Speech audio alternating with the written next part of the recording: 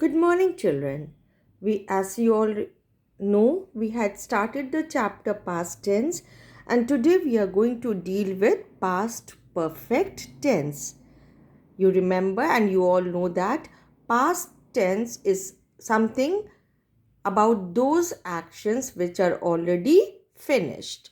Now, today, children, let's start with past perfect tense. The formula or the sentence structure for this is subject plus had plus V3, third form of the verb plus object. For example, it had rained the whole night. And for the negative one, what will happen? It hadn't rained the whole night.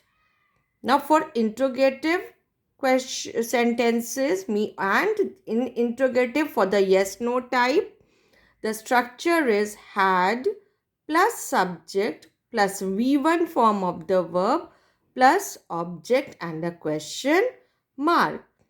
For this it will be had it rained the whole night. Now if the interrogative sentence is of WH type, WH word plus had plus subject plus third form of the verb plus object. What had happened the whole night?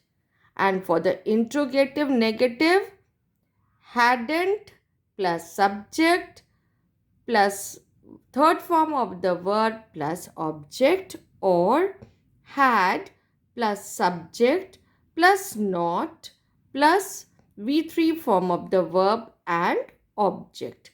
Had it not rained the whole night? So children, this was the sentence structure for past perfect tense. Now coming to the uses. Past perfect tense describes an action completed before a certain moment in the past. For example, he had invited us for dinner last week. Or second one you can see, I had last met him 5 years back. Second use, if two actions happened in the past, it may be necessary to show which action happened earlier and which action later on. So, children, when we are talking about two actions that had happened in the past, but then too it is necessary to show that of those two actions which happened earlier than the other. The past perfect and simple past combination is mainly used in such situations.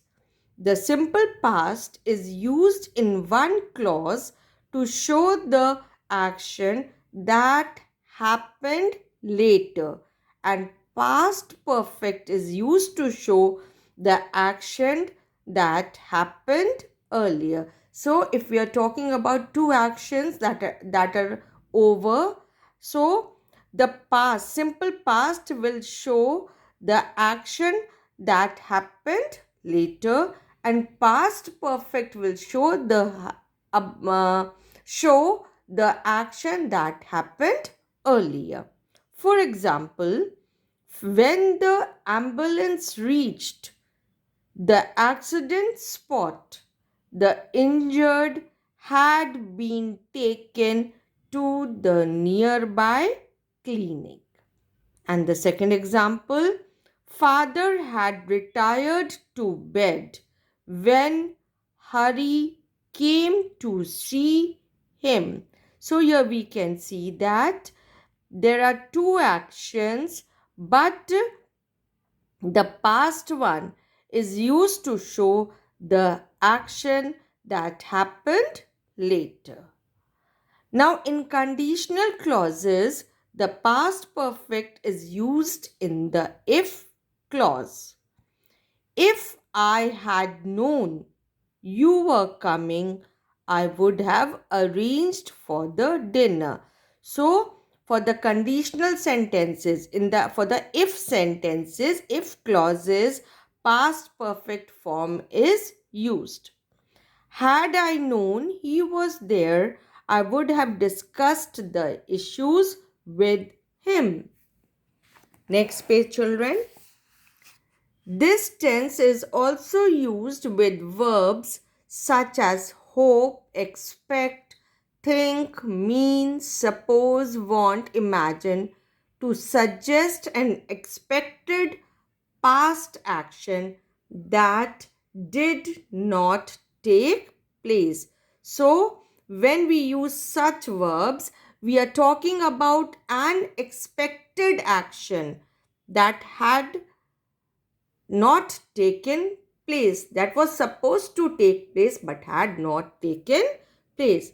For example, I had supposed Rahul to help me. Means help was, he had supposed that Rahul would help him, but he did not.